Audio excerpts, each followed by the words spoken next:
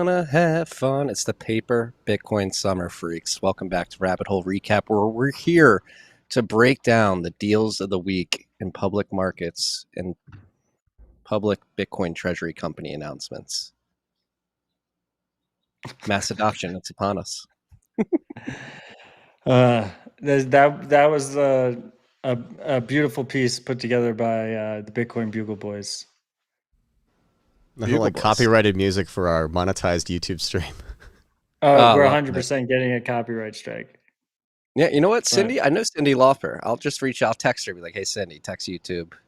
Tell them we're good. That was a great, yeah. I would be shocked if we're not already kicked off of YouTube right now, the stream. I mean, hopefully not, because Zapstream's still having issues. It was working for me. We already got 1,000 sat. Yeah, I know, I see. But fingers crossed, they started the DDoS again like a half an hour before we went live. I think the attacker is watching our live stream announcements. It's kind of cool. They don't want us to talk about the stuff that we're going to talk about. I mean, if the copyright strike doesn't get us kicked off of YouTube, what about the Epstein Trump Powell triple face in front of the Fed? Let's see what the numbers are doing. Everybody's trickling in. Oh, what a week. It's 92 degrees here at the Jersey Shore. So I'm going paper Bitcoin summer, shirt open, light linen. I don't think we've ever had a bullish summer before in Bitcoin. No, we had the bull pump fake in 2019 when we were at the top of the parking garage. It was like mid-June, pumping back towards 14,000. We thought that was going to be a summer pump. That was like the fringe of summer. That doesn't count as like July, August is summer. Yeah. I love summer bull vibes. Summer bull vibes are what it's all about. We got a zap from Soap Miner, best soap in the business, 21,000 sats. Let me zap before it goes down. Soap Miner, just lathered myself in the outside shower with your soap, washed the hair with it. The hair's looking good. I'm telling you, it's good stuff for my hair. What's your favorite scent? I have one of the wood scents right now. I had pine tar. The pine tar? Pine tar just ran out. I opened the next pine tar-y smelling. I forget what it's called. I'm sure Soap Miner knows, but very good. My lady really likes the lavender. I've got a lavender. Haven't tapped into it yet. And have you noticed that because it's not fiat soap, like the bars last forever? I do. I'm only on my second bar. I opened the last one like 3 or 4 weeks ago. My son literally like stands in the shower, like holding one of the bars underneath the water for his entire shower, and it still doesn't disappear. Cedarwood is what Cedarwood. There you go. I just wash my body with. Anyway, what is it? Is it soapminer.com? Your own homemade tallow soap with Bitcoin. Yeah. Highly recommend. Great for the skin. Great for the skin, great for the vibes, great for the hair. And I've got to concur with the bull summer. I love a bull summer. It's been very relaxing. Like work hard during the day, go do fun stuff during the night. Like last night, the wife and I dinner and a movie, saw F1. Highly recommend it. Brad Pitt. Really Did you see it in theaters? Yeah, went to theaters. Down here, they have like the small shore town movie theater. So there's like maybe 50 seats. It's a great experience. Did you see that Apple actually sold the advertisements on his jersey in the car and stuff? Yeah, Expensify. Expensify paid a lot of money for that. It's a real business. I mean, that is very authentically F1. They sell every little piece of viewable surface to advertisers. Yeah, but I need to see it. I haven't seen it. I love F1 though. I watch a lot. You know, they actually do a kids stream of the races if you subscribe to their like yearly package or whatever, which is greatly appreciated as someone who watches it with the family. I didn't realize that.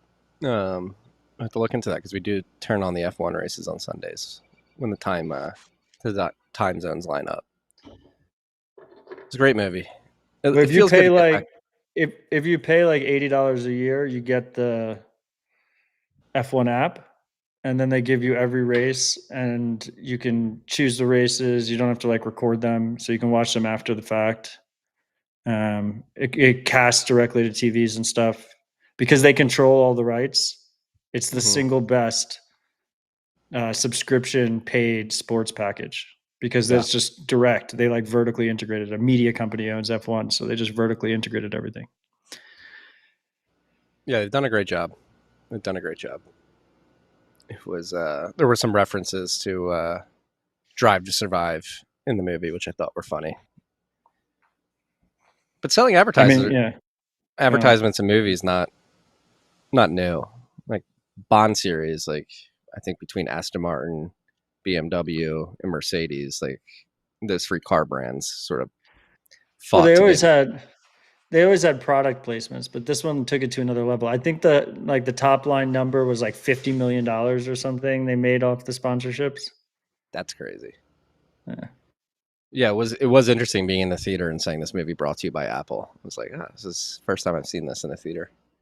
I think it's like their first real blockbuster Apple made movie. Yeah, They've attempted a couple times, but great feel good story, great summer flick to go see with your lover. Maybe you don't want to go to a Coldplay concert. Then Logan, pull it up. Don't go to the Coldplay concert if you're cheating on your significant other.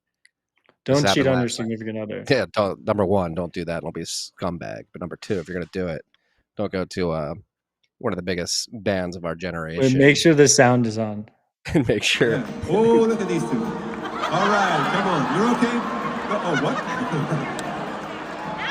Either they're having an affair or they're just very shy.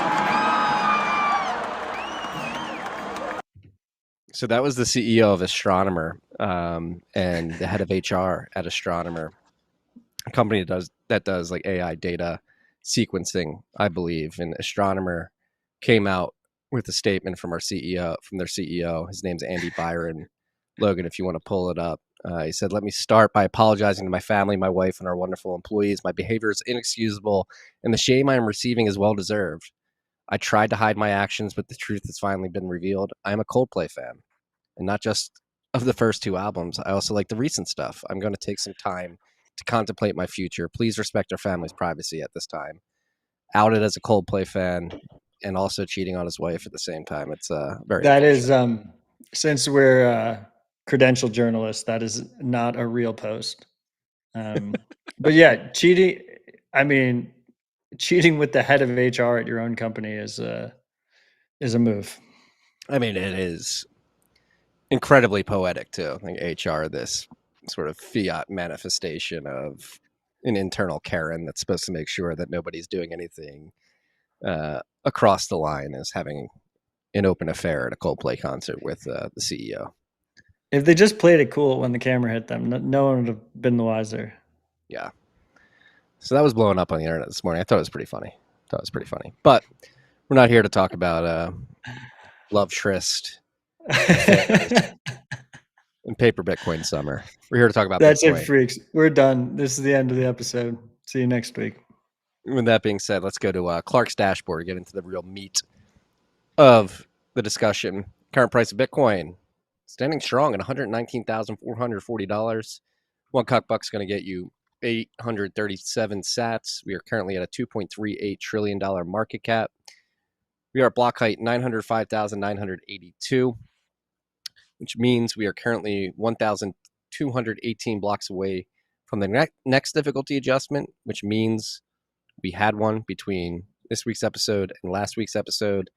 That was an upwards adjustment of 8%. So after the largest downward difficulty adjustment in 3 or 4 years, driven by demand response, predominantly in Texas and the TVA, we had a large upwards adjustment. The weather has cooled down in those parts of the country, and miners are staying on. But as of right now, it's looking like the next adjustment will be July 25th, 2025. It's looking like a negative 0.4% adjustment. Blocks coming in at 10 minutes and 2 seconds on average, so relatively flat adjustment upcoming if it stays this way. There are currently 17,536 transactions in Clark's mempool. If we go over to mempool.space, we're looking at 34,827 transactions. This is the biggest divergence in mempools that we've seen in some time. It's probably because I forgot to put this on the list, but mempool.space is tracking subsat.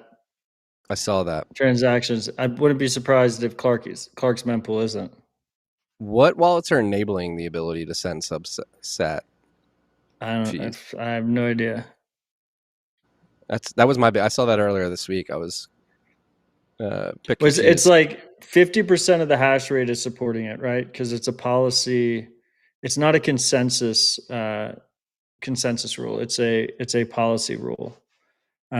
So 3 of the miners, who is it? It's F2 Pool, Mara, and someone else are right now. They modified their stack to process transactions that are paying less than 1 sat per VByte.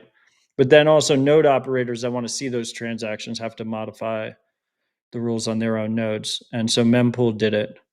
I see Tommy Sedita in the YouTube comments said Blue Wallet announced it. I think a couple wallets announced that they're planning on supporting it, but I don't know if any actually have yet.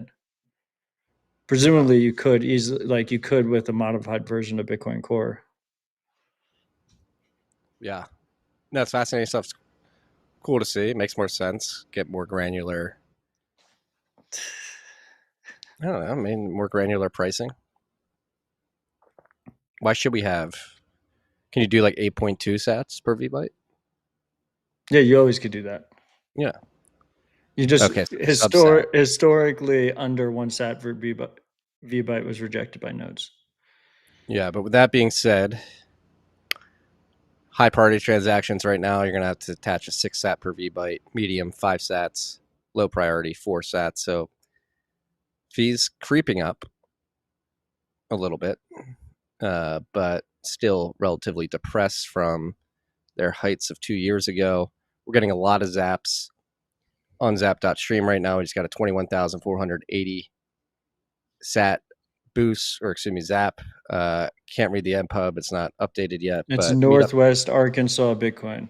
Northwest Arkansas Bitcoin. So meet up at Bentonville Brewing Co. at 6:30 tonight. See y'all there. They actually sent it to us twice. So 43,000 sats they sent. Thank you to the Arkansas Bitcoiners out there. Then Mav21, Ride or Die Free, 23,000 sats. Sup, freaks. Not that much. I'm hot. I want to warn everybody. I'm going to be sweating like Mary Beth Timber in all that today. It's 92 degrees, and I got a workout in right before we came on stream. So I'm already running hot. It's hot outside. Love it. So I'll be sweating. Deal with it. All right, let's get to the list. Bunch to talk about today.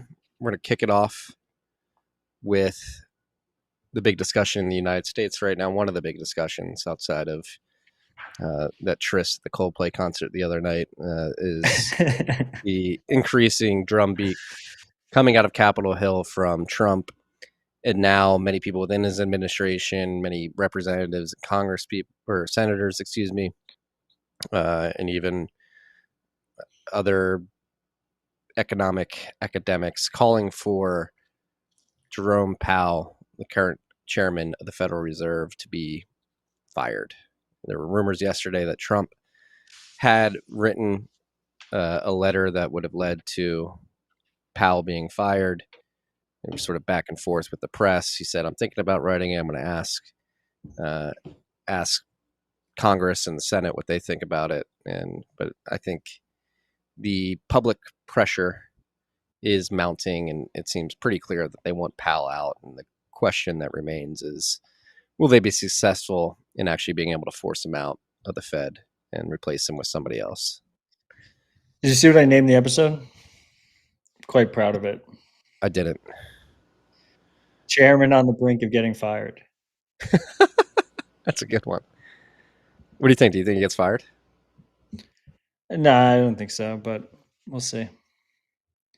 I think, I think there's a decent shot that he makes it through his entire term, doesn't resign, doesn't get fired. Yeah. Yeah, so there's the easiest route, quickest route, probably why they've been exerting pressure, really accelerating it, increasing it over the last month, is for him to just resign. And so they're literally just trying to bully him into Yeah. resigning. They're cyberbullying him right now.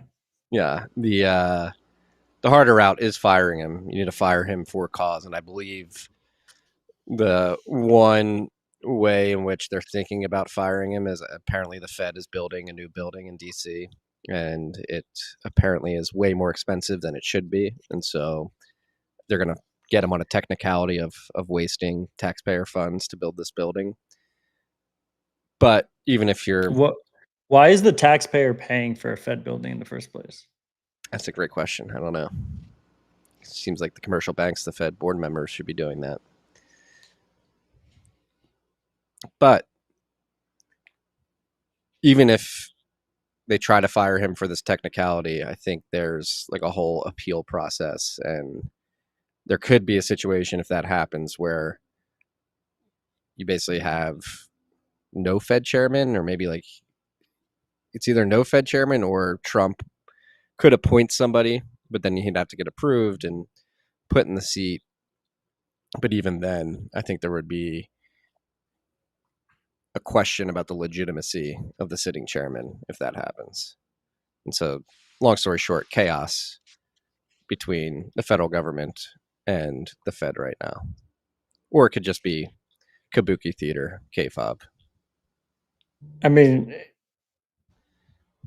at least a part of it's got to be a distraction from the Epstein cover-up, right? Yeah, I would imagine. I will say the one good thing we got out of the Epstein cover-up is at least they're adding cane sugar back to Coca-Cola. Did you see that? Yeah, it's good to see. I've been a Mexican Coke maximalist. The few Cokes that I'll have, probably have one a year. It's always got to be a Mexican Coke.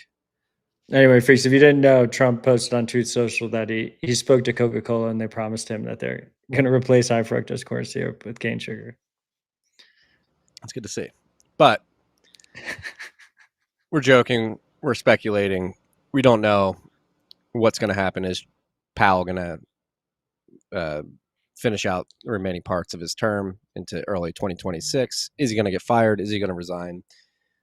Don't know the answers to those questions. However, I think one thing is clear, and I think we've been talking about this over the course of the last 3 weeks, but the intention of the Trump administration is essentially like just eliminate any sort of illusion that there is a separation between the Fed and the Treasury, and just say, no, we're merging them because we need to enact this economic policy that we're putting forth, this aggressive policy. And in recent weeks and months, there's been this implicit acknowledgement that that's what they want to do, particularly from Scott Bessent and others at that level of the Treasury. But it's become more explicit. Earlier today, Warsh, I forget his first name, but he's one of the front runners to replace Jerome Powell.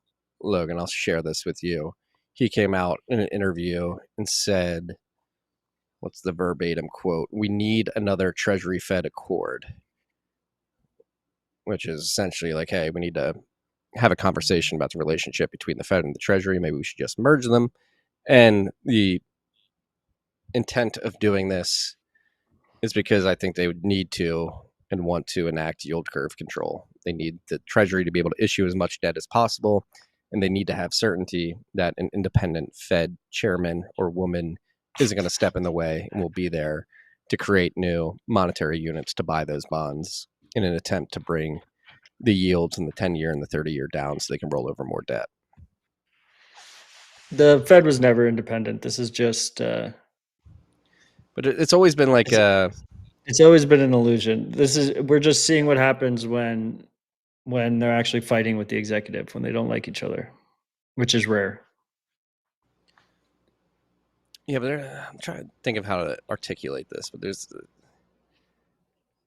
it's like a part of the game. You have to like at least feign that there is bullshit separation, and to make people believe. But it's always been bullshit. Now it's just more obvious. Yeah.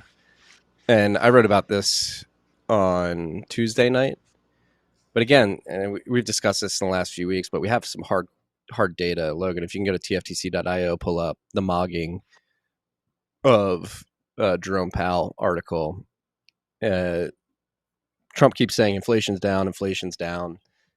The last CPI print was 2.7, so 2.7% year on year inflation, which is above the historical 2% target. There was talks of raising the target to 3%, so it would be below that if they actually did. Right here is perfect.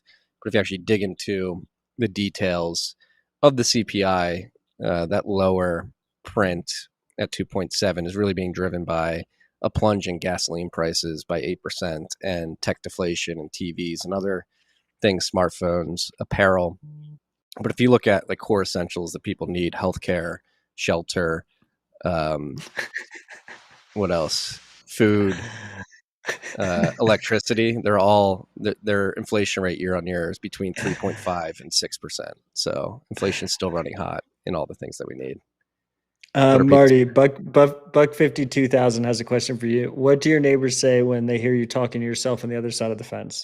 They know. Joan and Phil, my neighbors, a lovely older couple, their children, grandchildren come down, typically Thursday afternoons. They know what's going on. I mean, I think, sorry to distract. I mean, I think real inflation is in double digits. Yeah. But even like the CPI, if you dig into like the core essential goods, it's well above target. So inflation has not been solved. I'm going to go get a hat because I'm sweating too much. You take on the show. I mean, he just like the reason Trump wants to cut interest rates is to pump asset prices. Then anyone who holds assets will get richer, and Bitcoin should pump the hardest in that situation. And then obviously we have a massive debt burden. So it'll make paying down our debt cheaper, presumably, if the market doesn't respond and realize that we're not a good partner to buy debt from. What is that hat? Twisties? Twisties, rest in peace. One of the great bay restaurants down here in the South Jersey Shore. Last summer was its last summer in existence. Officially closed this year. Rare merch right here. Rare merch. No, but to that point, I wrote this in the newsletter, and we've talked about it too. Like, even if the Treasury needs like the illusion to be dropped and just to go out and tell the market we're merging the Fed and the Treasury because we want to enact this policy, because as we found out last September, you can lower rates, but if you're not printing money, if the Fed isn't coming as a backstop to buy the bonds that you're issuing, those yields can still go up because the world has recognized that the United States government is a degenerate gambler and does not want to buy their debt. And so you basically need to sort of pair any rate cuts with stimulus in the form of the Fed monetizing that debt. And so they just need to break the illusion. They need to get Powell out, because Powell, I think, it's funny. We find ourselves like, I was on recording a TFTC episode yesterday with Yal Asowski, who's a BPI fellow that'll be out tomorrow. But we were talking. It's like, I find myself in a situation where I'm sort of defending Jerome Powell after years of berating him, because if you're looking at inflation data and all of that, like, it probably makes sense to keep rates higher for longer. I mean, it depends what the goal is. Yeah. I mean, the goal should be to bring down prices for people, but it's untenable for a government that needs to win midterms and hopefully a 2028 presidential election. I mean, I still like real estate is a big concern if rates stay up. We talked to Yal and I talked about this too. There's like 2 points to that, right? You have the mortgage rate and the price. Like, you have a ton of supply and the sellers are just not lowering their price. Yeah, but that's the point. There's a shit ton of people whose entire net worth is locked into their houses.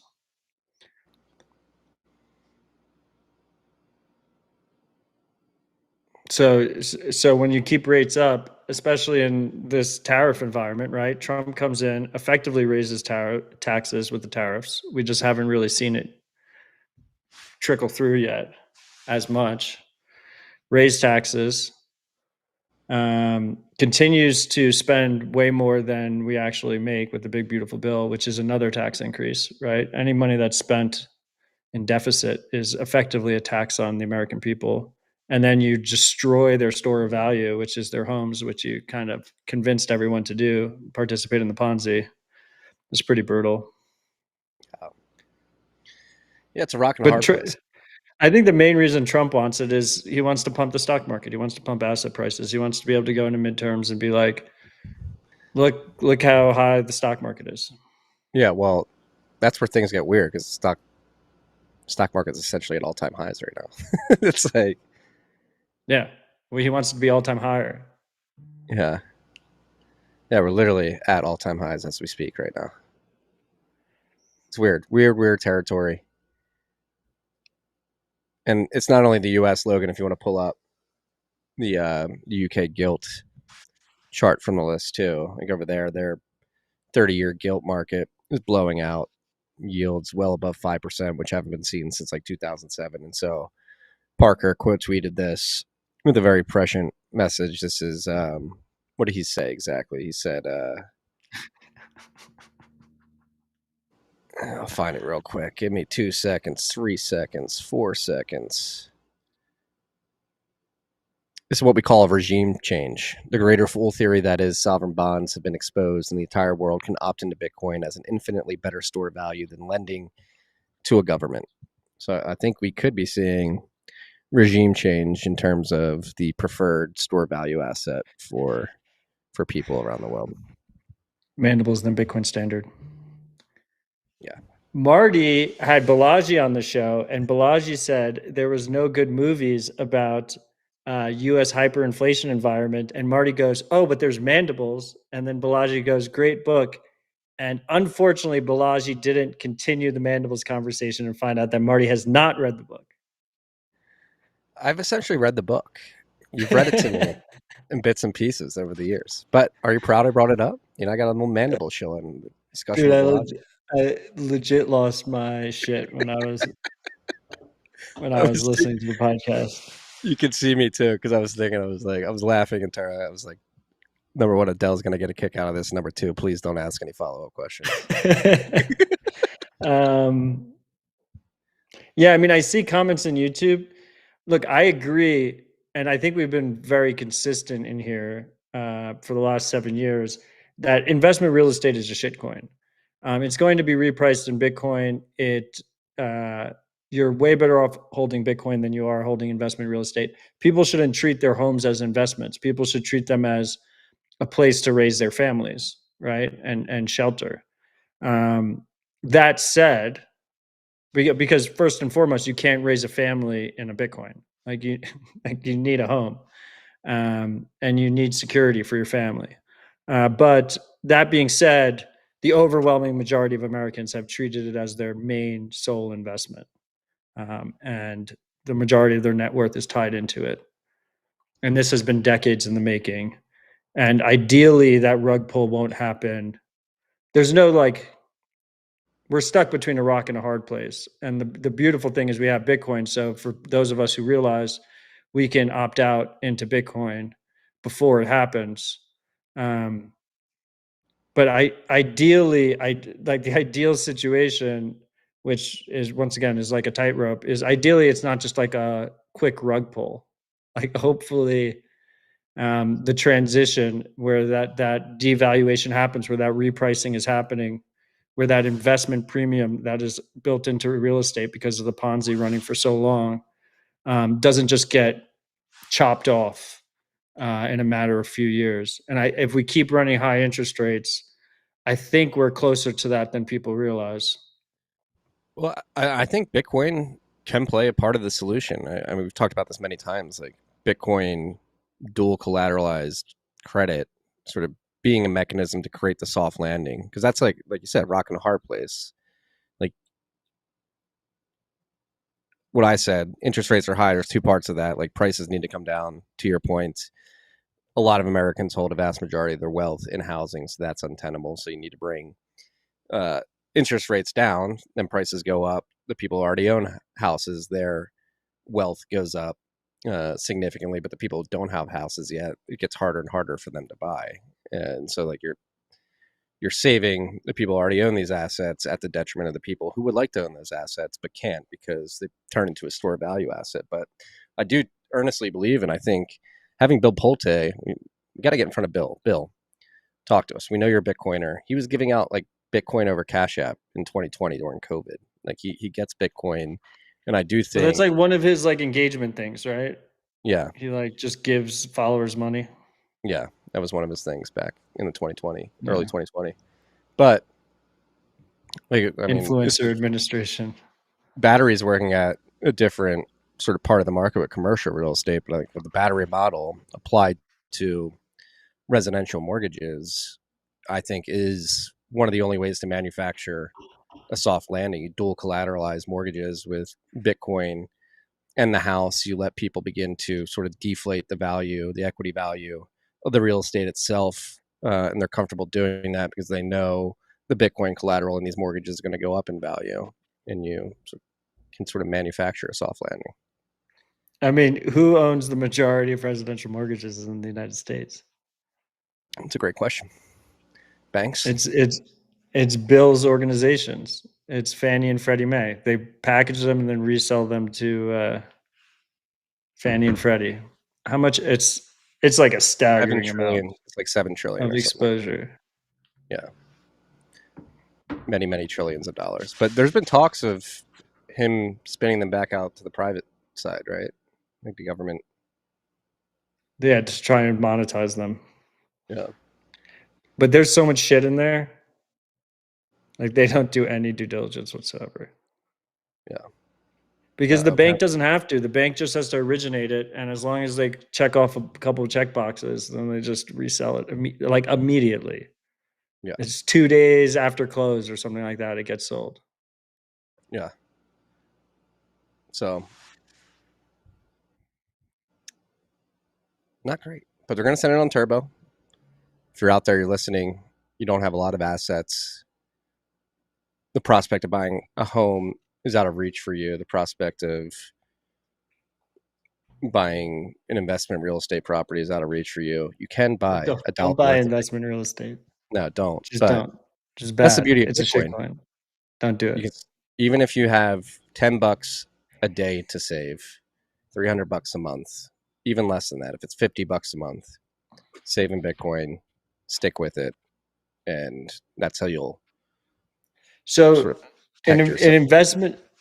investment real estate, one of the number one metrics for evaluating a deal if you're going to buy investment real estate is something called the cap rate. Mm-hmm. And it's basically it's the percentage return you get on your investment per year. And for quote unquote AAA markets, right now you're looking at like a 4 or 5 cap rate, right? So you're getting like 4%, 5% back per year on your original principal payment. In some second tier markets, like maybe you'll get closer to 7 or 8 or 9. Most of America, you're not going to get 10 or above.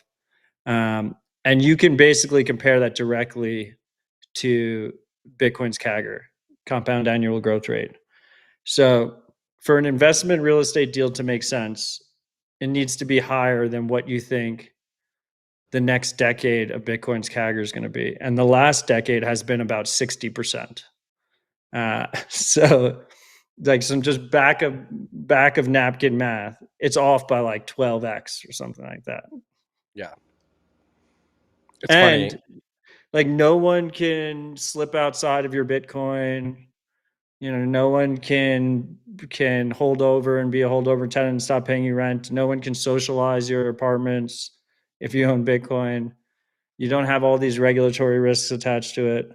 It's just not even close. And the market just hasn't realized it yet. No. So long story short, they're going to send it on turbo.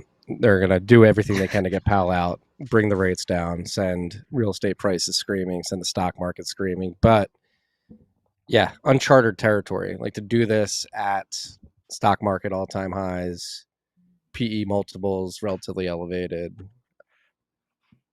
I mean, I think it's going to make 2021, back half of 2020, first half of 2021 look relatively sane. They're going to lean into this hard, which is hard to believe.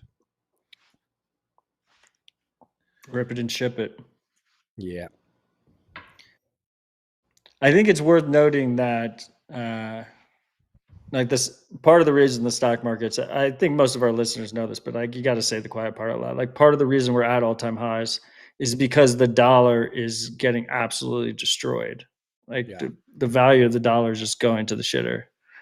I have a link in the list, Logan. I think it's actually the next link. It's the dollar's worst start to the year since 1986.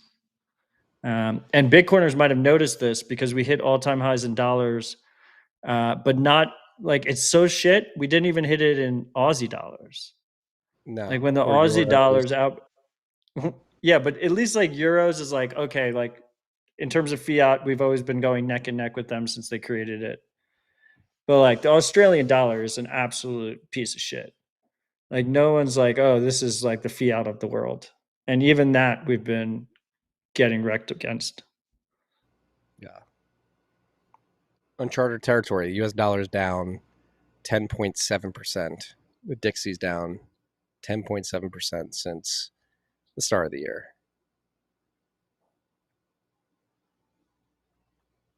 Yeah. But this is sort of what the government wanted too with the tariff regime. Because they wanted the dollar to fall against other currencies to boost up our exports and make them more appealing to international trades deals. It makes sense. Like you want to reshore, produce things here, collapse the currency to make other countries willing to buy your goods because they're relatively cheaper compared to their currency. This is the plan. Yeah. This is literally the plan. And so don't price things in dollars unless you want to be poor, and definitely don't save in them. Download opportunitycost.app. This was big news. Not a controversy around this, Logan. I don't think you can pull up the link you messaged that the rage still isn't coming up at Bitcoin Park Austin, but you've got the archive. I told them to make an archive. Yeah. Our girl Lola did a Freedom of Information Act request to the U.S. government to get some information on how much Bitcoin is being held by the US Marshals, which historically, if the government has seized or confiscated Bitcoin due to some from some nefarious or some actor deemed to be nefarious by the federal government, they usually hand it to the US Marshals, and US Marshals typically runs the auctions. Most famously, Tim Draper bought, I believe, 30,000 Bitcoin for $300 back in 2014 from the Silk Road Bitcoin that was seized. Silk Road Bitcoin, yeah. And what are they holding? 85,000 Bitcoin? No, isn't it 28,000? 28,000, yeah. A little. But this is just U.S. Marshals, right? Isn't there some question if other portions of the like it makes a strong meme? But there's questions that other portions of the government still. The fucked up part is we have no idea how much Bitcoin they own. And we were promised that there's going to be a full audit of all government agencies that have Bitcoin. And Fort Knox. Remember when they said they were going to live stream an audit of Fort Knox, and then never happened? Nothing. But anyway, there's some speculation that during the fall of the Biden administration, there was mass selling of Bitcoin behind the scenes before Trump could take office. And I don't know if I wouldn't say that this has actually been proven yet, but it does seem like the Marshals have way less Bitcoin than one would expect. Yeah. With that said, take this with a grain of salt. I did get a text from a birdie on Capitol Hill yesterday who saw TFTC's coverage of Lola's FOIA request results from the US Marshals, and he basically said, he didn't say that the government had more Bitcoin. The only thing he said is, to be clear, that is only the Bitcoin that the US Marshals hold. Yeah. Yeah. Signaling that there's other agencies or other departments that are holding Bitcoin as well. So, but anyway, still huge shout out to The Rage, independent publication, funded purely by donations. They don't do predatory surveillance and ad sales on their readers, so they rely on support by Bitcoiners to send them Bitcoin. In this case, they did actually get a nice little bump up in support because David Bailey had to pay them $10,000 for. I guess he put a bounty out there for someone who does a FOIA and gets current balances of U.S. government agencies, which is hilarious because he runs the largest Bitcoin media organization in the world. So you'd think he would just submit the FOIA, but I guess it's easier to send a Bitcoin transaction. it's great. It's great. David, thank you for doing it. It was a great discussion around the topic yesterday. Lola, I owe you a response to your message from yesterday. I was at the movies when you sent it. I forgot to respond. But TFTC, we co-hosted a spaces that The Rage hosted, and it was discussion between David Morris, Peter Van Valkenburg, Seth for Privacy, one other individual whose name's escaping me. The Rage has been covering the Tornado Cash trial as it's been unfolding. It started on Monday, and I believe we're going to co-host another space on the trial on Sunday night. So, and it was Awesome. funny. I was co-hosting that, and there was like 4 or 5 other Bitcoin spaces going on at the same time, and they had like 10x the amount of people in them, and I just found it a little not dismaying, but it was like disappointing. It's like everybody's out there talking number go up, paper Bitcoin summer, and here we have probably one of the most important cases from a precedent perspective on the future of Bitcoin development, and we had a few hundred people listening in. Yeah, I mean that's what always happens. I think it's important for people to realize that the amount of people that care about and use Bitcoin as freedom money has never been higher in absolute numbers. And we should be very optimistic about that. But in percentage numbers, it's never been lower. Yeah. And that's where you feel the disconnect. Yeah. Completely drowned out by. Yeah. And that's going to keep happening. That's going to accelerate. That's going to get worse. Do you think the intolerant minority of people who use Bitcoin and view Bitcoin as freedom money can hold the line? I think, and this I actually put at the end of our list, but it's I think kind of valid here. XAI announced their Grok sex bot. Oh God. The Annie bot that's like a waifu, quote unquote companion bot that's like wearing lingerie and provides companion to desperate people. It's like porn on steroids, and that trend is going to get worse. It's going to one shot so many people, dude. Think full VR sex suits. There's going to be the overwhelming majority of people. This is not a doomer take, by the way. You might think it is.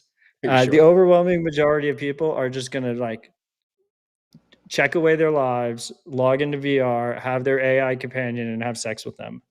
And the big tech companies are going to profit like hell off of it. But the bull part of that is anyone who wants to live a freedom-focused lifestyle and take agency over their lives will have the tools available to them. And I think it's important for us to ground ourselves in expectations. And that being, what is the percentage of people that actually take agency, take personal responsibility, raise strong families, and live a fulfilling life. And if we can get that percentage up, that's a win. And what kind of ballpark figure are we thinking there, or what I'm thinking there? I'm thinking like 5 to 15% of people. Like the masses are going to take the easy way out. One bull case is that they'll pay with Bitcoin when they do it, because you'll need a hard money that the AI accept that is trust minimized and programmable. But I think the majority of people are just going to check out into this kind of dystopian hellscape. And a lot of people are going to cheer it on and be complicit in it and not even realize, because that's the easier path. Yeah. And it's been predicted in many sci-fi novels, movies, Minority Report, Ready Player One. I mean, this picture, we pulled this up years ago, but I think this perfectly depicts what many people will succumb to, which is putting on the goggles and withering away in the corner as they opt into the digital VR world. And yeah, don't. Mario, what's your opinion on the Grok sex bot as a blue check? It's disgusting. It's like, I don't know. It's I don't know. It's just a shame that.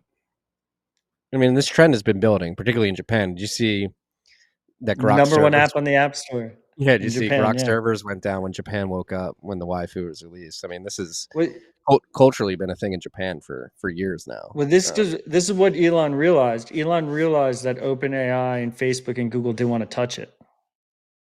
Right? They left it to like character AI. Like I have a buddy whose daughter, young daughter, is talking to like a character AI sex bot, and it's just text, and he doesn't know how to handle the situation. Like, how do you handle that situation?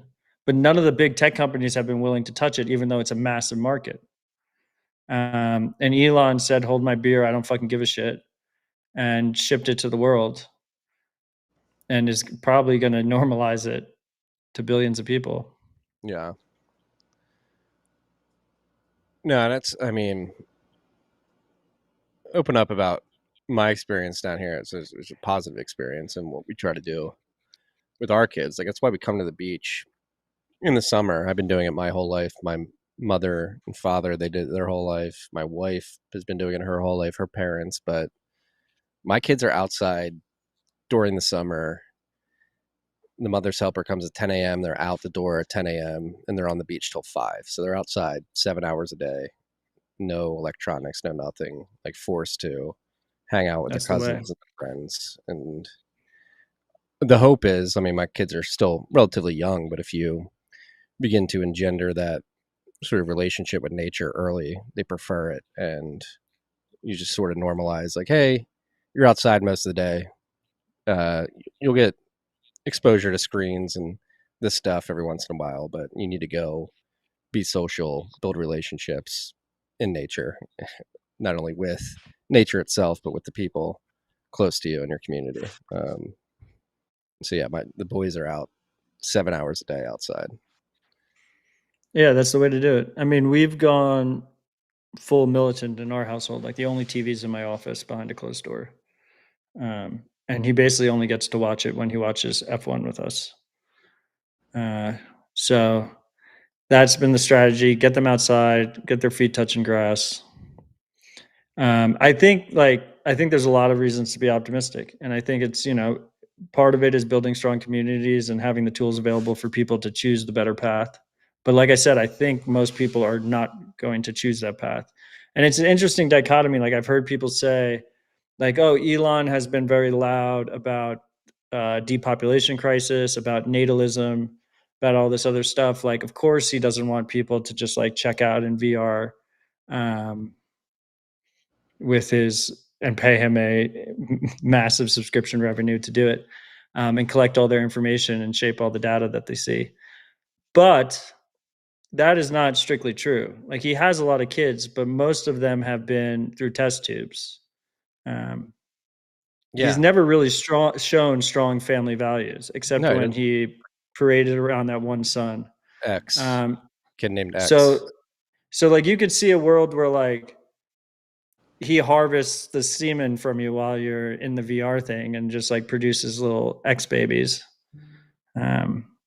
And that would be completely aligned with his philosophy on life. Like I don't think he's inherently anti VR dystopian bullshit.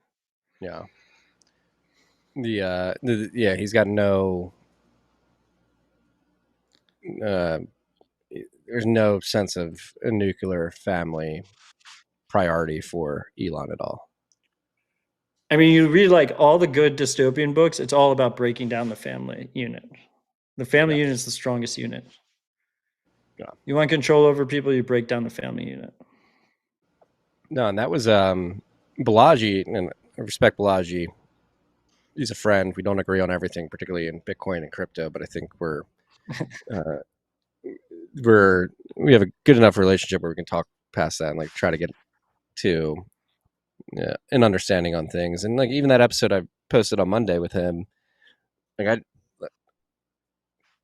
the concept of the network state, like it's interesting, like meet in the digital world, build things, and then if things get crazy in your local location, let's go find a space in Singapore, El Salvador, or wherever it may be, Malta, Madeira, and all congregate there, start a new society. I think that definitely will work for some people that don't have strong family roots. But that's what I think about. Like I moved back to Philadelphia because the family ties were so strong. The draw, the magnetism of my nuclear and extended family and my wife's nuclear and extended family was simply too strong to ignore. And I don't think we should flippantly discount that and encourage people to sort of engage in black flag theory and just become digital nomad. I don't know if that was necessarily what he was advocating. I mean, you could combine the two, and you can if you just have to convince your family to move with you. Yeah. Like I mean, in general, like I'm bullish on localism, right? I'm bullish on neighbors helping neighbors. Like even if you, for those who actually read Mandibles, there's like certain areas that are worse than others, right? Like not everywhere is a dystopia.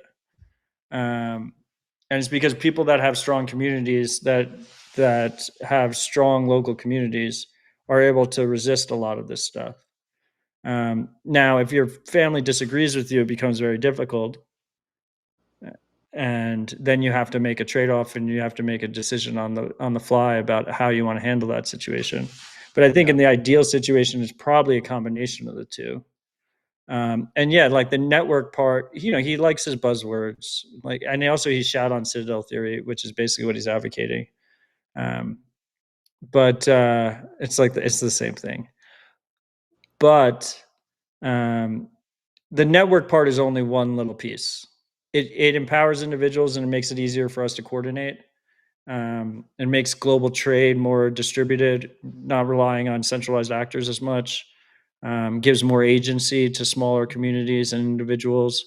But at the end of the day, I mean, it's in-person stuff that really is, I think, what actually brings it all together.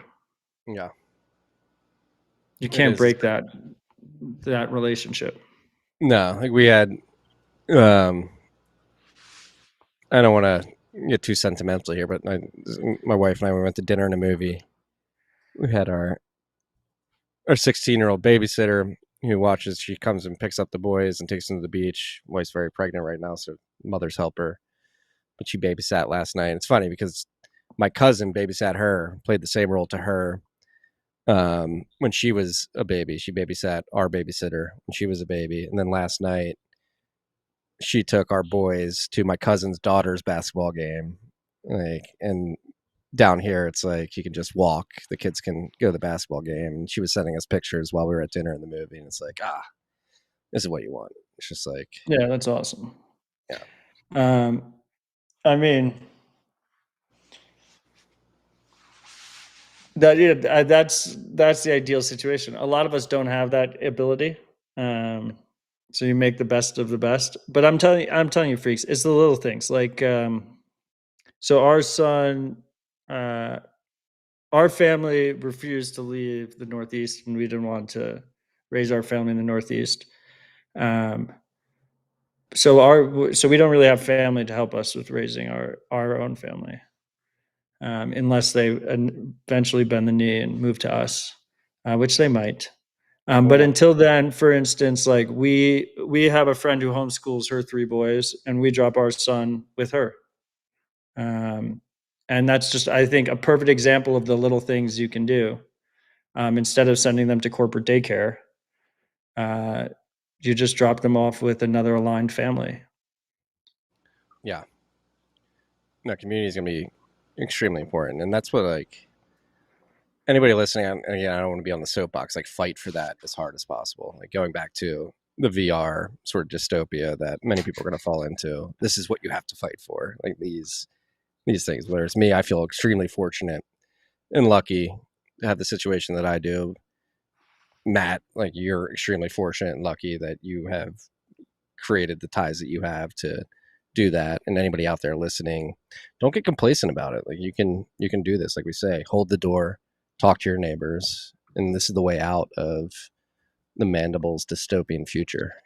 It's the little things. Marty hasn't read the book, but I agree with him.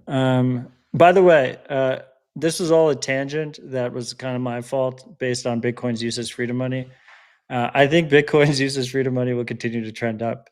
I just think most people will use Bitcoin in a captured, surveilled way, and that's fine. It is what it is. You're never going to get the masses on board. But the beautiful thing is, at any moment, as pain unfolds and people start to realize that they're actually in a digital gulag, they can opt out and they can move into freedom technology. So we just need to have the tools become better and better. Focus on what we can actually change, and focus on the ride or dies that are actually part of the movement and trying to push the ball forward. Yeah. And that's what's actionable, right? Speaking about pushing the ball forward, somebody who does not want to do that at all is Elizabeth Warren. Logan, if you could pull up the tweet and her appearance earlier today on the Hill. And guardrails to make sure that crypto isn't used to blow up our entire economy. So I'm very worried about that, but I want to add one more twist, and that is the Clarity bill has all those problems, but it also has a provision in it that would let any company listed on the New York Stock Exchange opt out of SEC regulation by just digitizing themselves, put themselves on the blockchain, and all of a sudden it turns out that Amazon or Meta or General Motors is no longer governed by the SEC. You do realize that literally would blow up the value of the New York Stock Exchange. That whole system, and I mean, just complete and utter nonsense from Elizabeth Warren. People in Massachusetts out there, why do you keep voting this woman in? Number one. Number two, there's already precedent. This isn't true. Like, she's talking about real world asset, like tokenizing shares, common shares of stock, whatever it may be. We have a precedent of this, and it's Matt's favorite layer 2 solution for Bitcoin. Stacks has actually gone. It's gone. I thought you were going to say. I thought you were going to say Robinhood's Catalina wine mixer tech. Well, it's funny. Like, I don't know if Robinhood actually went through the SEC, but Stacks did go through the SEC filing process to, like, issue their token equity in the Stacks protocol. Like, do like the first regulated scam. Definitely not the first regulated scam, but the first regulated there's been crypto token scam. And the idea that, like, just because, and I'm not like advocating for real world asset tokenization and all that, but like just the idea that, like, because you can do this, you have to completely ignore SEC laws, just retarded. It doesn't make any sense. Yeah, I mean, fraud is still illegal. I don't know the exact specifics of this bill. I mean, she sounded completely unhinged. I know her opinions on Bitcoin are batshit crazy, so I can use that as a judge of character. And she's corrupt and horrible for this country and horrible for Americans. But I mean, look, this is a trend that I saw you highlighted this week. It's a trend that we've seen for years, and it definitely seems to be accelerating, which is this hype around real world assets, quote unquote, real world assets that are then tokenized on blockchains. And historically, it's been mostly shitcoiner focused, but there's a subset of Bitcoiners that want to do it on Bitcoin as well. Just because you use Bitcoin doesn't mean you're immune to this bullshit. And I think there's a great misunderstanding on how that changes the trust model. It doesn't actually change the trust model that much. And the reason for that is because when you have a real world asset that is tokenized, at some point you need a centralized party that's actually connecting it to the real world. The reason Bitcoin works is because it's a native bearer token that only exists in the digital world. So you don't have to have a trusted third party that's actually managing it. When Tether tokenizes dollars, you are trusting that Tether actually has the treasuries, the dollar value backing it up. In the traditional financial system, there's no way to actually link those dollars digitally without trust onto blockchains. But anyway, there's a lot of money behind it. These three bills in general that got a lot of press for being torpedoed in Congress this week, I don't think any of them really had much positive to do with Bitcoin. They were all kind of irrelevant to Bitcoin. Did the Blockchain Clarity Act get pushed in? Wasn't the market structure bill supposed to?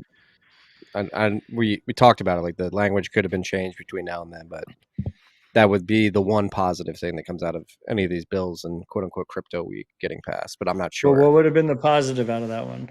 It was the developer related stuff. Yeah, there was a free and open source developer portion that would have been really good for us. But the overwhelming majority of it was about stablecoin issuers and how the suits can fleece more money from retail and real world tokenization stuff. So yeah, for the most part, it didn't really impact Bitcoin. It'd be nice to see, we have the Samurai developers still in jail. Marty talked about they're on bail, but still being charged, going through their court case. Bail. They're in house arrest. Oh yeah, does that not bail? No, I don't think so. Not a lawyer, but they're not in jail, right? They're on house arrest. Thank you, Logan, for putting the not lawyers. But yeah, I thought you pay bail to get on house arrest. Is that not how it works? Maybe I could be wrong. I'm not a lawyer. Hopefully, I never have to know this. But anyway, they're still being charged. Those cases are progressing. There's a lot of negative aspects to how they have been progressing. And so it would be great if we could really, put our flag in the sand in America and really stand up for free and open source developers. And not only is it great for this movement, it's great for the country. Like the next few decades of innovation in the open source ecosystems can be based here, can be based in America. We can have jobs based here. We can have Americans have access to freedom technologies that benefit the country as a whole because they benefit the individual. So I would really like to see that, but I'm also not. There's a lot of lobbying pressure that is focused on stablecoins and real world assets and tokens, and less so on the free and open source developers. And that just goes back to our earlier conversation. Yeah. And we talked about this earlier in the year, but it's like baffling to me that this is the priority right now. And it's not only that's the priority, it actually makes sense for politicians. Like they want to get their easy wins and say that they're accepting of innovation and really trying to drive it forward. But like from the industry itself, it's like, come on, stable coins, there's really no problem with them. Tether dominates the market. They're working well. Like we don't really need that much more regulation. If anything, if the regulation becomes too overburdensome, you're actually going to kill the stablecoin market, particularly where it's needed most in emerging markets. Market structure, it's like people have been spinning up tokens and dumping on retail for 13 years now, 12, 13 years now at this point. Like it's there. And then when you think about like real world tokenization of real world assets, I actually looked this up last night. I sent a tweet out and then deleted it because I didn't feel comfortable. But now after thinking about it this morning. Like, I do feel comfortable. Like, all these things are being made to being positioned by like the broader crypto industry as like massive sort of investment opportunities. And it's like stablecoins, like, no, you had like stablecoins similar to Bitcoin, like they have network effects. Like, I don't think if Stripe and Visa, MasterCard and JP Morgan and all that, like if they all launch their own stablecoins, you have the double coincidence of once of the individual stablecoins problem, which is going to introduce itself, and like network effect is going to sort of dominate. And I think Tether is going to continue to dominate that network effect just because of how they're able to supply the whole world with stablecoins. Real world assets, what is it replacing? It's replacing the DTCC. You're really just replacing the creation and settlement of securities via different form factor. And the idea is that real world assets will make this process more efficient. And the process as it stands today is essentially monopolized by the DTCC. And if you go and you look up the DTCC's revenues in 2023, which I believe was like the latest reported revenues, they did $2.3 billion in revenue. And so if you're creating a process to make it more efficient, more open, more competitive, like you would imagine that if you remove the monopoly from the situation, like that's all a cost, sort of a pricing and cost race down to zero. And so like it doesn't seem like a massive opportunity from an investment standpoint in that case. Well, you could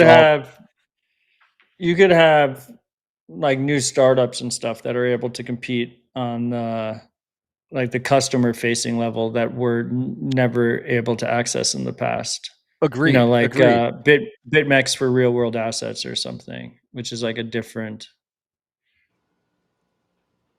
Yeah, but they're all making it out to seem like it's like a get in on the Ethereum ICO moment, where it's not. It's like you're creating value for the companies that are leveraging these mechanisms. It's just not like we've talked about this too internally. Like we see it. We're talking to prospective LPs at 1031. Like people think it's we need to invest in real world asset platforms because they're going to be incredible opportunities. It's like, well, actually, like, are they? Like, well, I mean, that's also like a lot of the money to be made is like scamming investors on the hype. And then you also have like the engagement whores on social that need to make everything out to be either huge or horrible. Like there can never be like a boring in between. Yeah. Because you won't get any engagement whatsoever. I think real world assets are the boring in between, in the sense that, like, yeah, if you change the form factor, make it more efficient, that could be beneficial not only for end consumers but for businesses. It's like as well. It's a step function improvement on stocks. Yeah. On like the existing stock infrastructure. The value is going to accrue to the market of companies that are leveraging that technology, not necessarily the technology itself, right? And then on the stablecoin side, I think it's important to realize that I think the key differentiator on how you view the opportunity there is whether or not you think like Tether should be put out to pasture and taken down, right? So I think a lot of the people that are hyping stablecoins are either saying the quiet part out loud that they expect the U.S. government to take down Tether and hope that's going to be the case, or they just ignore the fact that Tether exists in the first place and just pretend it's just Circle. And if you just pretend it's just Circle, there actually is a massive land grab to be had because Tether absolutely dominates the market. And so, then it'll probably centralize between one or two players, but everyone thinks that they could be the player that does it and they can raise a shit ton of money trying to be that player. So that's also part of the reason you see a lot of the stablecoin hype. And if you look, and this is not, this is based on just observations. Like you can see it out there in the world. I mean, even, as recent as 6 months ago, like the Circles and the Coinbases of the world were lobbying for Tether to be criminalized and outlawed. And it's always kind of operated in this gray area to begin with. And that's why you see Tether really making moves to establish themselves in the United States. Powell coming to the US for the first time, going to DC, engaging with regulators, trying to take their power position that is really, really accelerated since 2020 and take advantage of it to make sure that they're not effectively barred from the US market and US affiliated markets, which is basically the entire world. Yeah, and on this point too, like I know we're not a stablecoin pocket, but I think this is very important to like dive into. Like with the Genius Act specifically, it's not clear to me if it gets passed what the dynamics of the market are going to look like. Because from what I recall, there's some language in the bill that would require any stablecoin issuer serving U.S. customers to only hold their reserves in treasuries and a mixture of short-term liquid instruments that are approved by the government as laid out in the bill. And on top of that, I think you need KYC, AML, and it's not clear to me if Genius Act's pass, Tether wants to keep market share in the U.S. Will they be able to like have like U.S. Tether, like literally U.S. domiciled Tether that ticks all those boxes, those regulatory boxes, and have Tether as it exists today outside of the U.S., probably issued from their entity in El Salvador? Because if not, like if the government steps in and says like, hey, we see what you're doing through your Salvadoran entity and that's not in line with the Genius Act, like you can't do that.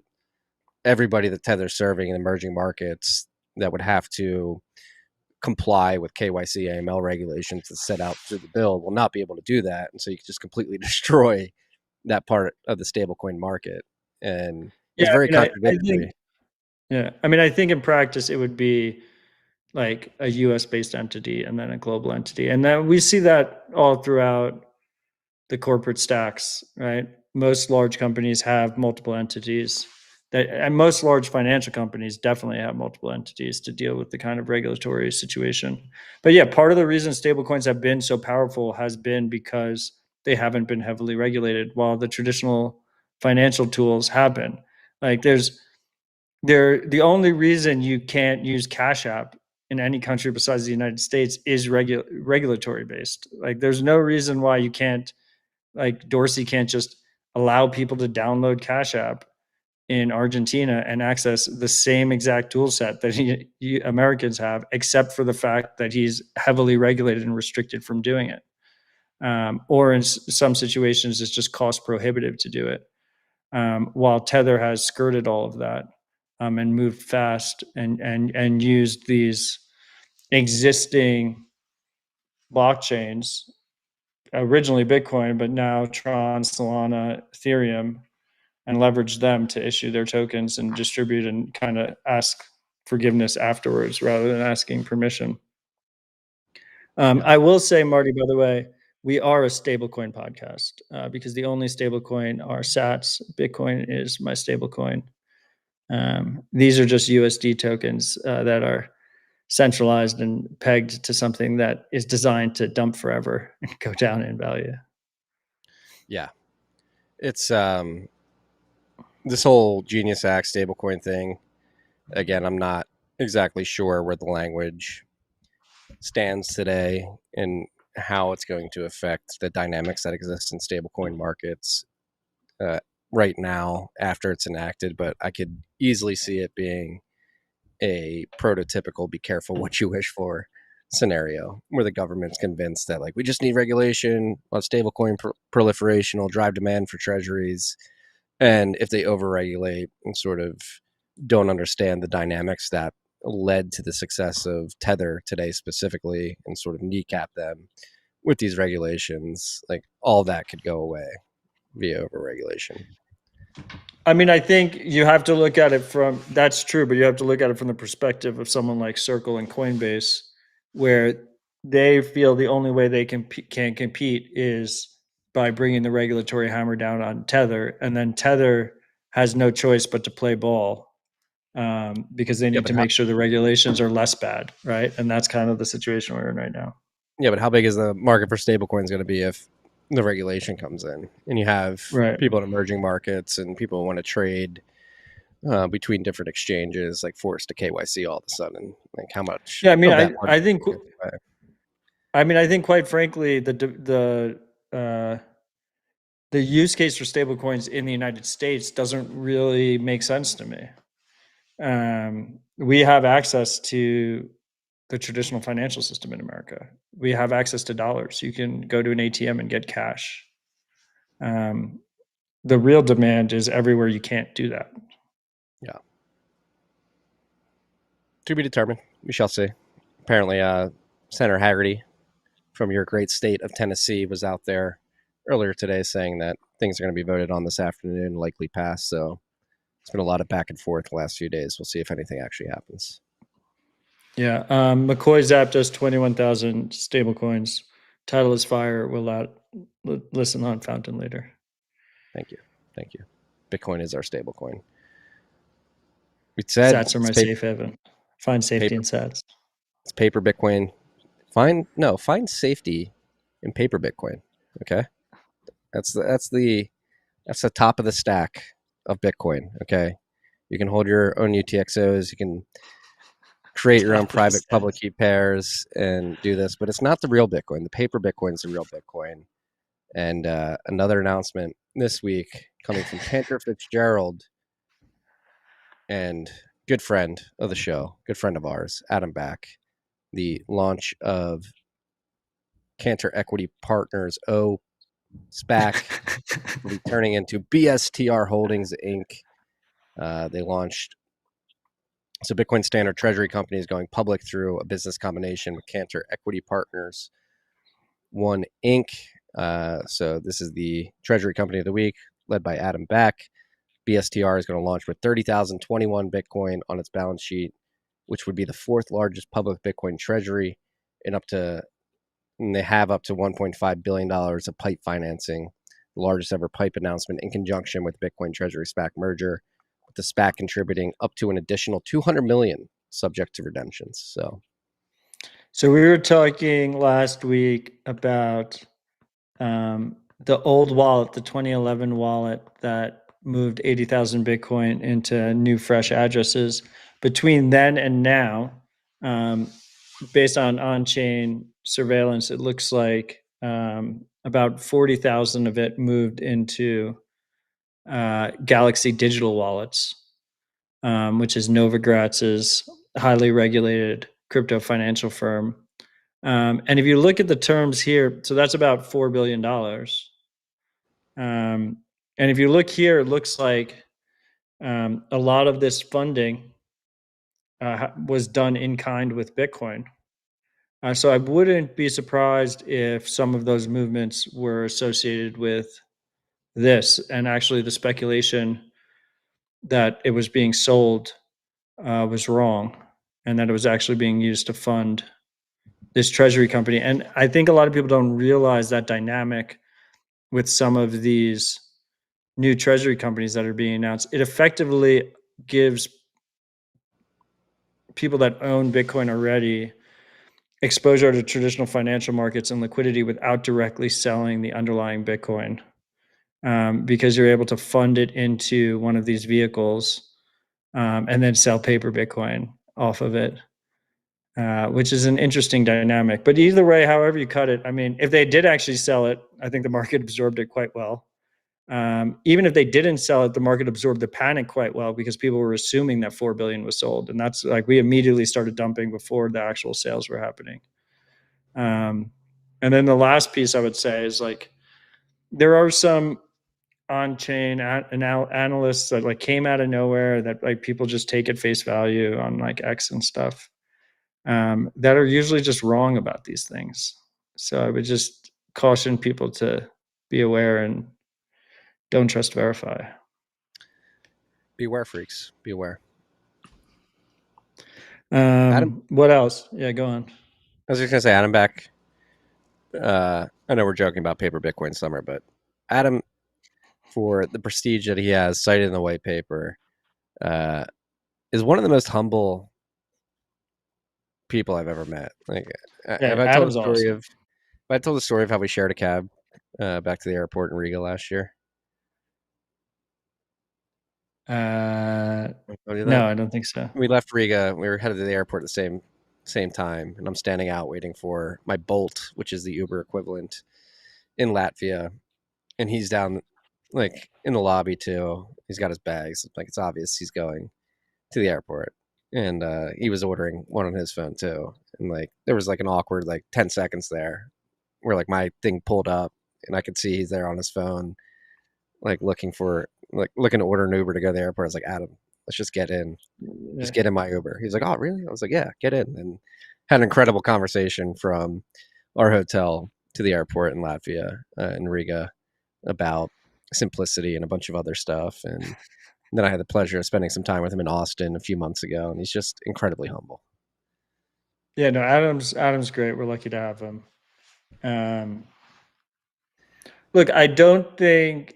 Well, first of all, a couple of things here. First of all, Cantor obviously making moves. They're the ones that are behind XXI, which is Jack Mallers and Tether and SoftBank, and they had a vehicle to bring that public, which was CEP, and then this is CEPO, so they're behind this one as well. So they're obviously making moves aggressively. Both are quite large offerings. The second piece is I think it was quite clever making the ticker BSTR, which they say stands for, what does it stand for? Bitcoin Strategy Company. Bitcoin Strategic Treasury Company, but like it's like clearly Blockstream. It's like you just like if you just like sound out the initials, it just like reads as Blockstream. And obviously Adam is a co-founder of Blockstream. But look, I think once again, like social likes to say these things are extremes. They like to go to the extremes with these things. So you like either love it or you hate it, paper Bitcoin. But I think in practice, first of all, anyone can use Bitcoin and they can use it however they want to use it.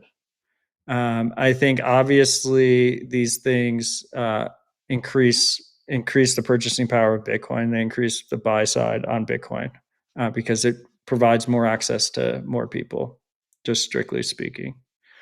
I think strictly speaking, people are better off holding self-custody Bitcoin, and that's the true apex asset. Like holding your own keys is what's truly powerful and empowering. But ultimately, none of this is an attack on Bitcoin. This is Bitcoin working as designed. Now, there is additional risk if you're trusting third parties and interacting with these things. And the individual is taking on that risk. And in exchange for that risk, they're getting the potential of greater upside, right? That's how investment works. It's like you take additional risk, you have the opportunity for additional upside. And I think the sad part, at least right now, particularly on Bitcoin X, is that risk is greatly understated. Like that is, we haven't seen a full cycle of these things yet. Some parties will commit fraud. There will be disasters. There will be reasons why, just like throughout the rest of Bitcoin history, trusted third parties are clearly security holes. And people will unfortunately learn the hard way. But I think, I in general, it's a positive trend, and it's definitely not an attack on Bitcoin. Yeah, definitely not an attack. As you said, risk will be taken if you engage in this, but it's not some attempt to accumulate a bunch of Bitcoin and co-opt the consensus rule set or change what Bitcoin is. I think it's specifically a fiat arbitrage play by a lot of these companies. And we've talked about this a bunch. I'm under the belief it's going to be a parade of distribution of companies that are able to do this successfully and those who are not. Yeah, there'll probably be a few highly successful ones. And then real focus will go towards like actual profitable businesses that hold their cash flows in Bitcoin rather than purely like leveraged arbitrage plays on the current debt situation, which is like the part of the cycle we're at right now. And I'm not really sure exactly how long that takes. But I just want to put one more thing out there. Like the thing that really, really is frustrating is the promoters that, and to be absolutely clear, like we started this conversation with Adam, like Adam is very pro self-custody. His company has, their own hardware wallet, the Jade, that's focused on trying to make self-custody easier and more accessible for people. But in general, with a lot of these stock promoters, what you see is them scaring people out of self-custody. And that's a trend that I think is worrisome. I think most incentives for influencers are actually to go along with it, which is why you don't see many people push back, because there's a ton of money to be made on these paper Bitcoin stuff. But if you're listening to the show, like, you are very much technically capable of buying a cold card, using it with Cove Wallet or Sparrow Wallet, putting a passphrase on it, saving your seed phrase on Steel. If someone gets your seed phrase, they still need your passphrase. It's very accessible. It's easier than it's ever been before. If you can drive a car, you can do this. If you can raise a child, you can do this. And if you want to speculate on the paper stuff, just make sure you have a substantial stack of real Bitcoin first, and secure it and learn how to use it and get better at those skills, and understand that you're taking additional risk to try and capture additional upside. And that's why you're doing the paper Bitcoin trade. Yeah, completely co-sign that. It's so funny that it's coming. Like, would you would have thought 6 years ago when we were in my studio apartment that we would be talking about the Bitcoin Treasury Company launch of the week? No. Look at us. Look at us now. With that being said, we have some breaking news. Logan, pull up the tweet I just put in. Breaking news. Breaking: Senator Bill Hagerty promises and he delivered. Passing of the Clarity Act just happened. Wow, they got 78 Dems to vote yes. In Congress. So 293 to 133. Does it still have to pass the Senate? I imagine so, right? That's how it goes. House, Senate. I don't know. Doesn't it sometimes go Senate first? I think, like, no. Well, I think the Senate can propose a bill first. Like, the Senate can propose a bill. I help support. I help support Zell, Grant, and Pines and the rest of the team at PPI so that they can handle this shit. So I don't have to fucking know how it works. Do we know which bill this is? Which of the three this is? The Clarity Act, which I think does. That's the actually important one. Yeah, so this would be good. This is they include the same language as Corrales, like Save Our Wallets thing, right? At least the initial version of it did, I believe. I don't know how it's been edited over the course of the last month. I love Carlos and the Carlos is all over. Carlos, I don't know. Did they change section? Carlos, why don't you let us know? We're live. You're in the chat. You have to let us know. I love his question. We saved our wallets? Question mark. I think we may have. We may have. The language is the same. It's important. Look, it's important to celebrate the little wins. I think it's also important to realize that if the U.S. government or other governments like really wants to fuck you, like they'll figure out a reason to. They'll figure out a way to do it. Just like people didn't think it was possible to fire the Fed chair, but now we're talking about it. Here we are. All right, we still got a list to get through. Here, next up is the HRF story of the week coming out of Brazil, where a $100 million PIX payment system was hacked. Brazilian police have arrested João Roque, an IT worker at financial software firm C&M, for allegedly aiding a cyber attack that siphoned over 540 million reais, about $100 million from Brazil's banking system. The hackers targeted PIX, Brazil's national real-time payment network, which serves more than 3/4 of the population as a core part of the country's digital financial system. Roque reportedly sold his credentials, allowing the attackers to exploit institutional connections to the central bank. While individual users were not directly affected, the breach highlights a growing vulnerability in centralized financial systems where a single point of failure, like one employee or software firm, can undermine trust, drain public funds, and put national infrastructure at risk. So far, 270 million reais. Is it reals or reais? I don't know why they're reals. Yeah, they spell it with an I. Reals have been frozen. That's probably how you spell it. And police are seeking at least 4 additional suspects. Brazil's central bank has suspended part of the firm's operations to prevent further risks. For more stories like this, Go sign up for the Financial Freedom Report at financialfreedomreport.org. And this is, I mean, shout out to HRF. They got range on these stories. We had a very depressing one last week, and this one I think is definitely a different flavor. Not really a human rights violation, but a highlighting of a critical social attack vector that exists not only in Brazil but everywhere. Well, to be fair, two of the other highlights they had in there were pretty depressing, and I chose a non-depressing one because this is paper Bitcoin summer. We need to keep the vibes high. But yeah, so Pix is something like we're seeing this happen in multiple countries where they have like M-Pesa, like almost quasi CBDC like fintech payment rails that are backed by the state. Usually they rely on phone numbers for both identification and actual, address booking, who you're going to send the money to and where you're going to send the money from. And we're seeing the adoption just explode everywhere. And on the Bitcoin side, it becomes highly relevant because a lot of the interesting local tools that get built are where they convert between the mobile money and Bitcoin. We saw in Costa Rica, the Bitcoin Jungle app powered by Bull Bitcoin basically allows you to spend Bitcoin anywhere because they have a mobile money system. And so you pay with Bitcoin in your app, but the recipient receives the mobile money. We have Tondo in Africa that's doing similar with their local mobile money system.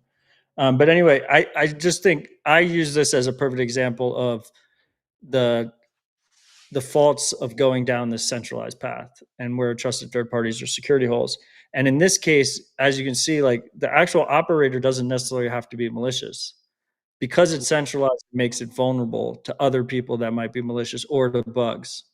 And it can break down, like it can bring your whole economy to a standstill if it's at scale. And I think it's actually very relevant to the stablecoin conversation or the USD token conversation and to the real world tokenized assets stuff. Because if we set it up on very shaky centralized foundations, which is pretty hard not to, if the underlying asset is dollars or stocks or whatever quote unquote real world assets you want, there's going to be a lot of pain out there. And I think what happens is, as that pain happens, people will realize and they will opt out and move into Bitcoin and use it in a trust minimized way. And I think the bull case is that everyone won't, but the scale of these breaches and the effect of these compromises and issues will grow in size and more people will move. I mean, we saw a few years back TransUnion, Equifax, whatever, they got hacked. Like every social security number of Americans, like literally every adult in America was compromised. Yeah, it was 150 million. Yeah, and 99% of people just didn't give a shit. But what the signal is the 1% that did and sought to improve their situation. Yeah, I mean, this situation in Brazil is not too different than what happened to Coinbase earlier this year, where they had one of their contracted support staff basically sell information about Coinbase's presumably high net worth clients to people on the dark web, and those people took that information. I think it was all the clients, but was it all? The high net worths were the targets. They're going down the list. I started getting calls. The guy with 20,000 less. You know what? Everybody, because I'm not. I've been on Coinbase in almost 10 years now, or 8 years. But I started getting the like Google phone, like you need to change your 2FA. Like I talked to one of them. It's like that scam may be running dry because these kids sound like they're 15. And the one kid, I was like, so like, how much Bitcoin do you think I have? And he's like, what, sir? Like, I don't care about that. I was like, you know what? Well, it's like factory fishing or whatever, right? Like they throw out a big net and then they get like the low hanging fruit. Yeah. They don't have to be perfect. They just have to hit enough people. Yeah. Beware, freaks. Beware. If you get a random. But by the way, freaks, just to bring this up again, like this is why cold storage is such an easy win. Yeah. Because if you keep your Bitcoin keys offline, then literally every online account of yours can get compromised. I mean, hopefully, like you should still practice good security practices, use different passwords, use a password manager, use two-factor, all these things, use burner emails, use burner phone numbers. But even in a situation where you're completely lazy and literally every online account you have gets compromised, they can't take your Bitcoin because it's offline. It's incredible peace of mind. Stupid simple. Yeah. That honestly is, because I've, not gonna lie, hand up, I think you all know if you've been listening to the show for long enough, Matt is definitely more technically adept and security conscious than I am, and I've definitely been absolutely exposed in so many of these hacks. Like I get so many calls and random texts a day, but I don't have to worry because I don't keep my Bitcoin on the exchange. It is such a great peace of mind. Like we,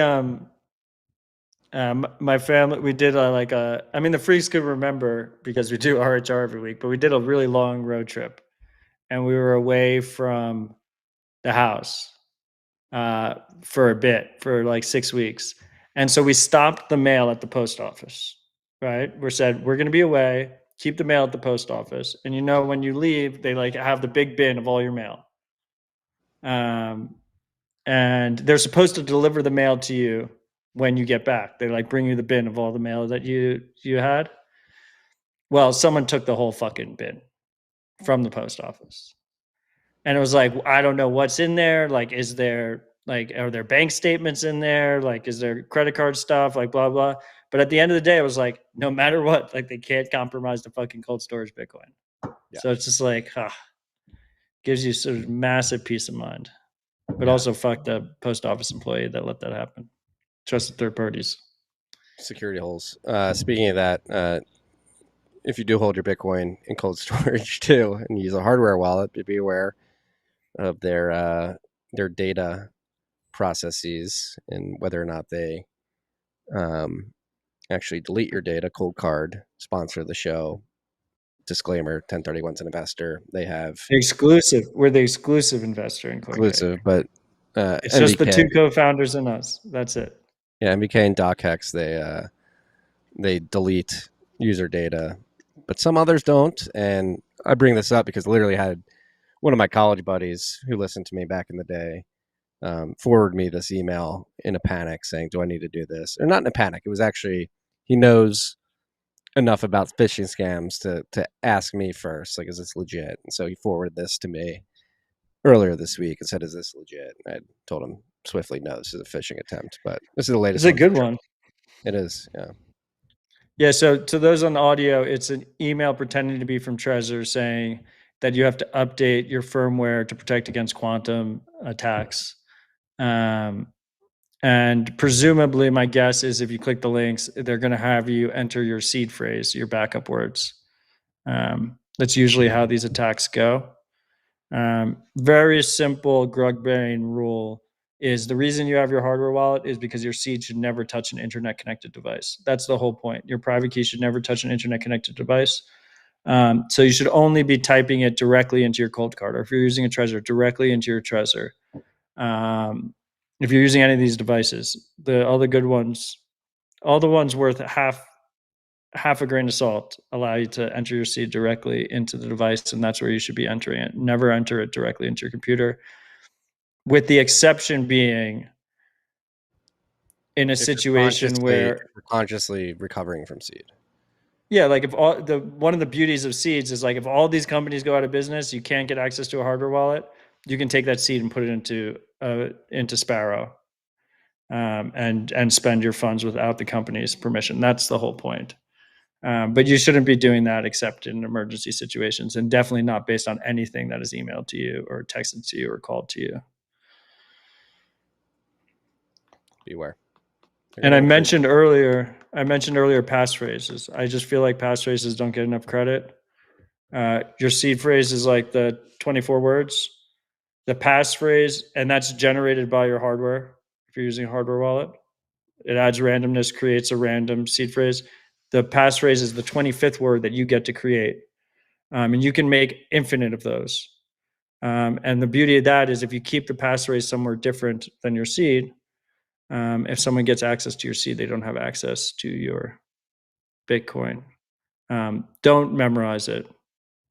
You will You're forget not, it probably. no, you will forget it. You will forget it. Unless you're some crazy photographic memory type person. But you could get a concussion. You could hurt your. Don't try to do that. It's a good concept, the brain wallet. Like it is conceptually, like if you can remember it and you can walk across borders, you can recover. Incredibly conceptual. I will not say that nobody can do it. There's definitely people on this planet that can do it. Can you do it? One of you freaks listening right now, probably not. Maybe one of you. It's one thing if you're like crossing a border and like you just need to memorize it for an hour, but like if you're trying to memorize it for a decade, don't do that. I still have hard drives that I can't access because young Odell thought I could memorize encryption passwords, and I don't remember them. But I'm holding out hope that I'll just remember it one day. It'll come back to you one day. You'll be on the beach. You'll be like, "Oh shit!" Breaking news! The cyberbullying of Jerome Powell is not over. Pull up the tweet from Cynthia Lummis. This is crazy. Oh wow, that's mean. We live in crazy meme warfare times. So Senator Lummis, for anybody listening, just posted Jerome Powell and the Fed when he asked him about Choke Point 2.0, and she has a video of that philandering couple at the Coldplay concert. What a time to be alive. Politicians openly bullying Fed chairman. And specifically with this shit post. With the meme of the day. Yeah. Yeah. What a time. All right. We have to, we just did the Human Rights Foundation story of the day. Led us down this tangent. We have to get to the top boost from Podcasting 2.0 on Fountain. Let me pull this up real quick. If you guys can't tell, I see some people in the YouTube comments saying take the shirt off. Not going to do it, but the shirt is very wet right now. It's still 92 degrees out here. Just know we do a lot to make the show happen week in and week out. If you want to get that nipple action, just pay $300 a month to Grok, and you can get a very customized nipple action. Somebody zaps us 300,000 sats right now. I will show some nip. How many sats? 300,000? Yeah. There you go. He set his price. Set my price. We have no boost to read from last week's episode. Rabbit Hole Recap 365. Open water, Bitcoin returns. Top boost is 888 sats. We did have 37 supporters on Podcasting. Marty, did you know Zapstream is down when you put the bounty out? No. Freaks, I spoke to Kieran. He's working on it. He's gonna get a new router. He's gonna make this whole thing more mission critical. And then Nostr streaming in general, we're just gonna make it better. It's a grind. Kieran, this isn't the time for European holidays, okay? It's the time to lock in. He's back from holidays. Don't give him. Someone is specifically DDoSing his infrastructure to stop the RHR signal. Who is it? Is it Predator? Kidding. More breaking news. The House passes the Genius Act. 299 to 118 with 15 no votes. What is the Genius Act? Is initials for something? Is an acronym, right? They all are, and I'm not going to pretend to know this one. This one is 103 Dems. Stablecoins. This is the stablecoin one. Let me ask the Grok companion. What does Genius Act stand for?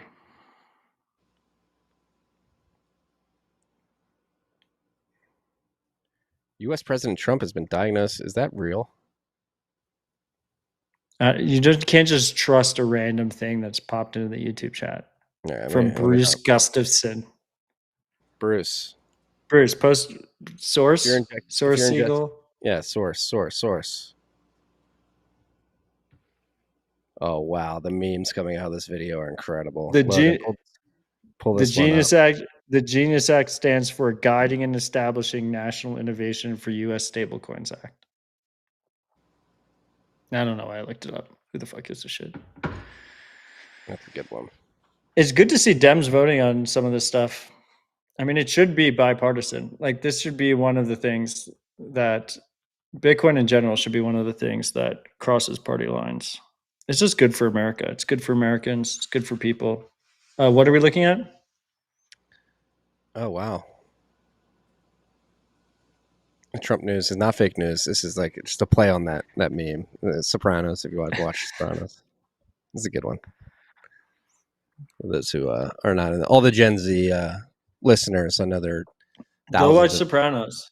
go watch Sopranos. That scene is It's a classic. classic scene. No, I mean Sopranos is a fucking classic show. Yeah, it is. Not fake news from my boy Bruce. Justin, President Trump has been diagnosed with chronic venous insufficiency following reports of swelling the president's legs. Doesn't seem too crazy. What does that mean? Is this just a distraction from Epstein? He's got like blood flow issues. I think he'll be okay. Chronic venous insufficiency. It's okay, Bruce. All right, moving on. We've got software section update of the podcast. Not really a software update, but a product offering update from Maple AI, the best. This is a software update. They updated the software with a new plan. It's a new plan. You can just you pay for Maple AI Max. You can ping their models as much as you want. Not as much as you want, just more. There's still a limit. 20x more times. Yeah. I mean, look, they've been shipping, they're releasing new models. They recently added the document upload and the picture upload, which is great. So for the freaks that have been living on a rock or don't listen week in, week out, Maple AI is effectively like a private version of ChatGPT. So when you use ChatGPT or use Grok or whatever, they're harvesting all your information. They can see everything you're searching. They could presumably sit in the middle and give you different answers depending on who asks them. But Maple's set up in a similar trust environment that Signal's set up, where they are just technically not able to see your prompts and see your search history. But you still get a lot of the benefits that the other centralized providers give you. And the big thing missing right now is real time search, which I've been told is closer than it's ever been before, which I'm pretty excited about. But like, when would you need a real time search? Exactly in this situation, it's like, oh, what is the Genius Act? Like their models just don't even know that the Genius Act exists. It like stops in like 2023 or 2024 or whatever, depending on the model. Yeah, you need to be able to ping a browser and ask. So right now they have access to DeepSeek R1, Gwen 2.5, Gemma 3, and Mistral Small 3.1. And Gwen is Alibaba. They only offer open source models, and I'm proud to be an American, but for some reason China is leading the way on open source AI models. Elon said he was going to open source Grok. The last Grok he open sourced is 2. It's on Grok 4. I wouldn't hold my breath on him open sourcing. OpenAI was supposed to be open source AI. They're closed as fuck. Meta tried to do the open source thing. Now it seems like they're poaching everybody and paying billions of dollars to get the best talent to issue closed source shit. Is it confirmed that they want to do closed source, or just get the open source up to parity with the closed source? I think they're probably going to, I mean, we don't know for sure, but my guess is that they're going to go closed source with what's the new stuff comes out. Yeah, I just, a lot of birdies on the hill these days. I'm just getting messages all over the place. Birdie on the Hill confirms they've now passed both protection for developers in the Clarity Act and the Trump's press secretary, asked by Frank Corva, incredible journalist in the space, asked about de minimis tax exemption. She confirmed that they want to get it in. So could have a $600 de minimis. I think that's way too low. I think we need to bump that to at least 10,000, probably like $1 million. But developer protections confirmed in the Clarity Act. So it's good to see. Senate still needs to pass it, though. Yes. Which I think it should be easier than the House. I mean, they basically need all the Republicans in the Senate, and then What was there? Was there 2 holdouts on the big beautiful bill, and then that was a tie, and then Vance broke the tie? Yeah. Well, hopefully it passes. All right. Glossed over Maple AI. Go to try maple.ai. Go download that. Use it. Incredible product. Or you can just use it in the web app. The web app is the same features as the actual apps. And in a lot of senses, it's better because you don't have to wait for the App Store to update. Yeah. Next up on the list, our boy Callie is cooking with BitChat. Looks like he was teasing a couple days ago. There's a little wallet icon in the top right section of the BitChat app. I mean, it's not really teasing. He's been showing demos of him using eCash via the Cashew protocol in BitChat, excuse me. And so you release these open source tools, let people build on them. People like Callie are incorporating open source monetary protocols in them. In this case, Cashew, and eCash tokens. Yeah, I mean, I think also just an underappreciated aspect of Cashew is that it is offline and programmable, and it is paper Bitcoin, but it's a bearer paper Bitcoin. So you can pass these private keys offline. So it's really perfect for mesh type situations. Like you can't do this with on-chain Bitcoin, or it'd be really convoluted and difficult to try and do with Lightning. But it's very easy to do with Cashew. So I think like at this point, like the big thing left for BitChat to be like super powerful is to allow anyone in like the BitChat mesh that is connected to internet be able to then broadcast it out to the world. And I think Nostr would be perfect for that. So when the internet isn't working, you're on mesh, and then as long as one person has access to the internet, you have access to a global group of people to communicate with.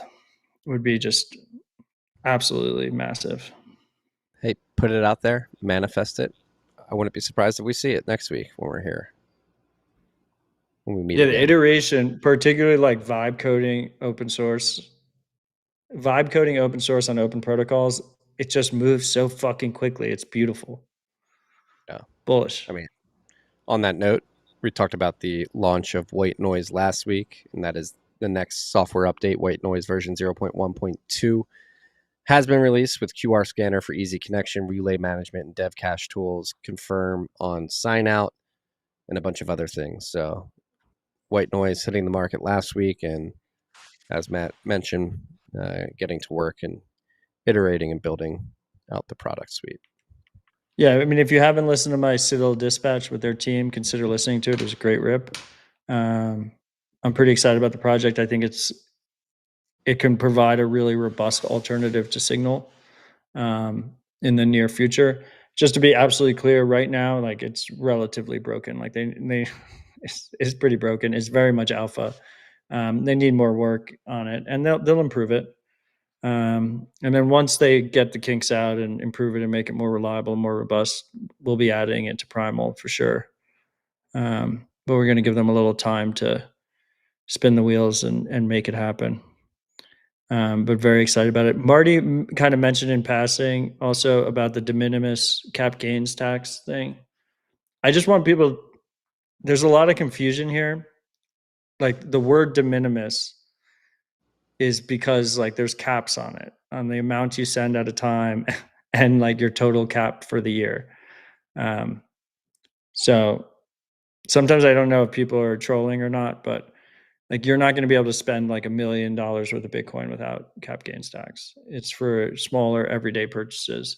And actually in this situation, hopefully that kind of switches the incentive structure a little bit, where there's from a regulatory point of view, there could be additional advantages to holding self-custody real Bitcoin versus Bitcoin stocks, where to actually take advantage of that wealth, you have to sell it or borrow against it, I guess. Be aware. Yeah, I was joking. I could see Athelstan, no capital gains tax and $1 million Bitcoin spend. I can't see that coming anytime soon. Yeah, I was joking. Let's get up. Well, to I mean, Like our good friend NVK like put out a post that was like, oh, if they're actually going to remove cap gains tax, like more people are going to go from self-custody Bitcoin to Bitcoin stocks. It's like, no, it's actually probably the opposite. Yeah. We discussed games emerging on Nostr last week. Did you see this? I'm I just won. seeing it now. I've seen people talking about it in Zap.stream, but I haven't clicked this link yet. But so I explain won, this. Marty. Shout out Bet me. bot. So this is a stupid, simple bot where you tag the bot and you say if Bitcoin's going to be higher or lower in 24 hours, and then you put your bet amount, and then if you're right, it pays you back double. It's based on block height. Otherwise, I would have lost. If it was based on actual 24 hours, I would have lost. But because it was based on block height, I got through at the skin of my teeth by $200. The price was higher. I like this is very much a proof of concept because the house isn't taking a rake and he's on the opposite side of every one of these bets. So like he could easily, who's ever running this bot could easily get wrecked. Like if he just gets on the wrong side multiple times, he's capping his downside because the highest you can bet is 5,000 sats, which is what I did. So Okay. my family earned 5,000 sats on my degeneracy. But I just think this is early days of what could be really viral and really big, which is you can build bots without permission. You can integrate Bitcoin super easily without permission. And you can have these kind of social games built into it. But yeah, I thought it was cool. Equivalent to like I mean, to some extent, equivalent to going long on BitMEX with a certain amount of leverage. Like, yeah, but in a social way too, right? Yeah. Like all my followers saw me yesterday be like, Bitcoin's going higher, 5,000 sats. And then they saw me win today. I put my money where my mouth was. It wasn't just like Bitcoin's going higher and I didn't put anything behind it. Yeah, it is fun. Let's have some fun. It's a bull summer. We're having fun. We're sweating. Talking about bills making their way through the house. We're also talking about Vertex. Vertex version 2 has been released. 7+ weeks. Pip, the social graph guy who Matt had on Citadel Dispatch earlier this week or last week? Last week as well, yeah. With the white noise guys, it was back to back. Yeah. So Pip launching version 2 of Vertex. Faster, simpler, more stable. All to make Web of Trust as simple as possible for builders. It's cool to see. Yeah, I mean the main idea is he just makes it super easy to for developers to integrate it into their apps so that they don't have to actually build out Web of Trust stuff on their own. At Primal, for instance, we built a lot of this kind of thing in-house. But I think it's important that developers can easily iterate and build out on top of Web of Trusts, webs of trust easily. And why is that necessary? Look, we're seeing bots, we're seeing fake news, we're seeing AI slop all throughout social. And this is not just Nostr. In fact, Nostr actually probably has less of it right now just because it's not adopted by as many people. You know, X is absolutely overrun by it. And you can solve it by two ways. You can solve it through centralized identity verification, which doesn't scale well, isn't that effective. Or you can solve it through basically programmable, verifiable reputations, where you do different kind of trust scores and stuff to figure out, you know, what's real and what's not. Yeah. It's a beautiful thing to say. I think this is a trend that many people are sleeping on. I heard Nostr's get no usage these days, though. I saw somebody tweeting about it. Dude, Nostr's vibing right now. I'm vibing. Every time someone tweets about Nostr being a failure is kind of an oxymoron. We need to start. Why are you even talking about it? Has there been a Nostr obituary site or client set up yet? When Nostr's dead? Well, yeah, like a Bitcoin. There's a Bitcoin obituary site. We should have a Nostr. I don't think so. Yeah, every time they say no, it should be a Nostr event. Yeah. Whew. That's it for the list. That was a good 2 hours in. Logan, how long are we in? Logan even 2 hours. Right when I said that. He's been He's sleeping. I was waiting. Well, on the last story, I kind of pulled it way out of order, but it was the Grok story. The one piece we didn't talk about was XAI did announce a new contract with the Department of Defense. Oh yeah. And a lot of people use the headline that XAI did it. But it's actually total. It was 200 million for XAI, but it was also an additional 600 million for Anthropic, OpenAI, and Google. So all the top US-based closed source AI companies are all signing up with the Department of Defense. And I promise you, freaks, that these closed source tools will be used to surveil and control us. It is very obvious that that is how they will be used.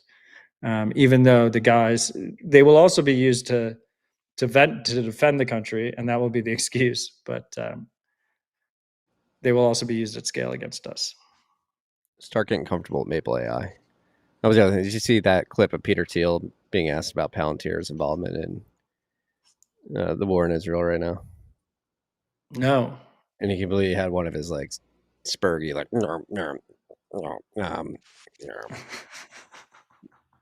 I trust the Israeli government. It's up to them how they leverage our stuff. Yo, are you kidding me? Was it Do water not gun? spray me with the hose. I love it. This is important. The kids are touching grass. That actually reminds me, because we brought it up last minute. The flooding disaster that happened in Texas. We brought it up last week. It happened on July 4th. The teal linked company with the cloud seeding, we haven't discussed that. We have not. It's like, how are you going to go on national TV, like a whole spree, be like, we were cloud seeding 2 days before, but I promise there's no way ahead. It's like, what? Like, I don't believe that. Yeah, the cognitive dissonance to say that there's no way it was us because we stopped just 2 days before. In weather manipulation that is funded by Thiel and his cronies, which is the same guys that back Palantir, PayPal Mafia bullshit, and is funded by the Texas government. I think people need to be pushed back very hard on weather modification stuff. Like that is, maybe it wasn't the case. Maybe it wasn't involved, but you're trying to cause rain and then there's massive amounts of rain. Flood. Yeah. I think questions should be asked. Yeah, I agree too. Well, I mean, they were asked and he was just hand waving it away. Like, oh, there's no way it could be us. And the kid's like, and you see it like, how do you? Yeah, and the influencers, like the incentives are all fucked, right? Like independent media was supposed to like break corporate media incentives. Like that was the lie or the hopium that we were sold. But all these people they're all bought and paid for, and they're even cheaper than fucking CNN was. You know, it's like they don't even have to get a handout, just the hope of a handout. Like, do they just, maybe one day this company will sponsor me. One day a Peter Thiel backed company will do it or whatever. And so he does all these interviews and it's just, like you said, hand wavy bullshit. Like no one asks hard questions. Yeah. Yeah. Because he was going on like all the podcasts and because he was on like the Sean Ryan podcast too. And like, listen, I don't want to be an ageist here, but I think like the confidence with which this 25-year-old speaks about his knowledge about the sort of intricate externalities of cloud seeding seems a bit suspect to me. You got hyper experimental technology in an extremely complex system known as the weather and the atmosphere. It's like, how could you ever know that even if it was what you thought to be a little bit couldn't have an outsized effect on the weather a couple days later? It just doesn't. Maybe I'm an idiot, but it just doesn't make sense to me. I mean, I have to say I was really disappointed with the TBPN guys had him on, and they were just. It was like he was the victim.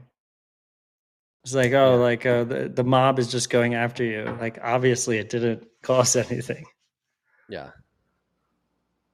It's like, we know you were cloud seeding right in that general area 2 days before, but It's just a coincidence. It's like, not sure about that. Fucked up. All right. What were we gonna say? No, I mean we should probably wrap before your boys absolutely destroy your equipment. That and like I'm drenched right now. It's still very hot. This is a great one. A lot of fun. A lot of fun. Bull summer vibes are high. Even if we're a little sweaty, we're gonna get through all the news. I love it. Freaks, just enjoy the journey. Stay humble, stack sats. Peace and love. Also, wait, Logan. I think this is all-time high. All-time high consecutive live viewers. So thank you, freaks, for coming. Not the price of Bitcoin, though. No, just the RHR. Go tell your friends. Just get it. Yeah, like, subscribe, tell your friends. Tell them this is the best weekly show ever. TBPN, I can see it on X right now. They've got 3,000 more viewers than us. This is despicable. We've been around way longer than that. That's pretty good. Basic, good equipment. Freaks, if you're new here, week in, week out, we'll always be here. Bitcoin could go to zero, we'll be here. Bitcoin could go to the moon, we'll be here. Join us. Share with friends and family. And for real this time. Peace and love.